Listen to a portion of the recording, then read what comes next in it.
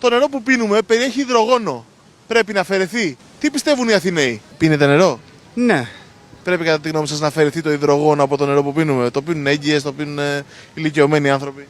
Πρέπει, ναι, και μικρά παιδιά πολλές φορές που τους δίνω και ειδικά ηλικιωμένοι που είναι ευπαθείς ομάδες, βεβαίως. Εσείς το ξέρετε ότι έχει υδρογόνο μέσα το νερό μας? Τα ξέρω, Πρέπει να αφαιρεθεί. ξέρω. Πιστεύετε ότι πρέπει να αφαιρεθεί τουλάχιστον ένα από τα δύο υδρογόνα του νερού? Άμα είναι καλό για την υγεία, ας γίνει. Πιστεύετε ότι πρέπει να αφαιρεθεί το υδρογόνο από το νερό που πίνουμε? Λογικά. Πρέπει να αφαιρεθεί το υδρογόνο από το νερό? Ναι. Το υδρογόνο. Από το νερό. Πώς θα γίνει νερό χωρίς υδρογόνο, οξυγόνο? Πρέπει να αφαιρεθεί το υδρογόνο από το νερό για λόγους υγείας? Όχι. Αν πρέπει να αφαιρεθεί το υδρογόνο από το νερό? Όχι. Εσείς πίνετε νερό με υδρογόνο ή χωρίς? Πίνουμε νερό από το δίκτυο, αλλά με πολύ καλό φίλτρο. Οπότε αφαιρείτε το υδρογόνο. Προφανώς. Εσείς νερό πίνετε? Όχι.